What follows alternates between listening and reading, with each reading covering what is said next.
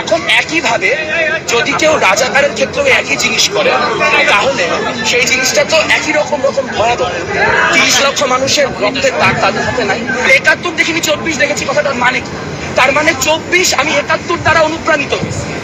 একটা কথা স্পষ্ট করে বলি, আমি যে এলাকায় থাকি মোহাম্মদপুর, সেখানে স্কুলের যে দেয়াল, সেই দেয়ালের পাশে লেখা আছে যে জুলাই কি বর্ষাকালেই তো যুদ্ধ, বর্ষাকালেই তো যুদ্ধ মানে বুঝে, মানে মনসুন রেভলিউশন, মানে শ্রাবণ বিদ্রোহ। আর এই লাইনটা কোত্থেকে নেওয়া? আখতারুজ্জামান ইলিয়াসের একটা গল্প আছে রেইনবো, সেখানে বলা হচ্ছে যে ঘাতক দালালদেরকে কিভাবে আমরা বর্ষাকালে কুপকাত করছিলাম। তার মানে যেই ছেলেটা লিখতেছে সেই ছেলেটা তো 71 থেকেই 24-এ অনুপ্রাণিত হচ্ছে, সে তো 52 থেকেই 24-এ অনুপ্রাণিত হচ্ছে।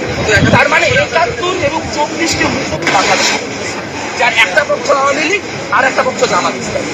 এদের কোনো পক্ষ যদি জিততে পারে তাহলে বাংলাদেশ হেরে যায়। আমরা কোনোদিন শহীদ রুমিকে, শহীদ রিজভির মুখোমুখি দাঁড় করাইতে দিব না। আমরা কোনোদিন শহীদ শাকিলকে, শহীদ জুয়েলের বিরুদ্ধে দাঁড় করাইতে দিব না।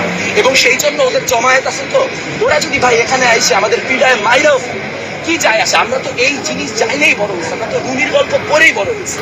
আজকে রুমিকে আপনি রাজাকার বলার চেষ্টা করতেছেন, আজকে আপনি মুক্তিযুদ্ধকে ক্রমাগত হ্যাম্পার করার চেষ্টা করতেছেন, মুক্তিযুদ্ধকে একটা ইলেজিটিমাইজ করার চেষ্টা করতেছেন। এই রাজনীতি করে কি এরা টিকতে পারবে বাংলাদেশে? এই যে সংঘাতের চেষ্টা, আমরা স্পষ্টভাবে বলতে চাই যে আমরা কোনো উস্কানিতে পারবো না। আপনারা একটু আগে দেখে গেলেন তারা উস্কানি দেবে। আমি কি বলছি? আমি বলছি যে যদি যেহেতু কোর্টে প্রমাণিত হয় নাই শেখ হাসিনা আপনার গণহত্যাকারী, তাই বলে কি শেখ হাসিনা গণহত্যাকারী এই কথাটা যদি আমি অস্বীকার করি, আপনি আমার হাসিনার দালাল বলবেন না? ঠিক একই চুক্তিতে কোর্টে কি প্রমাণিত হয়েছে না হয়েছে সেটা অন্য হিসাব। গোলাম আজম রাজাকার, এটা তো গোলাম আজমের নিজের লেখায় আছে, আপনি এদের লেখা পড়েন না। এদের অবস্থা কি?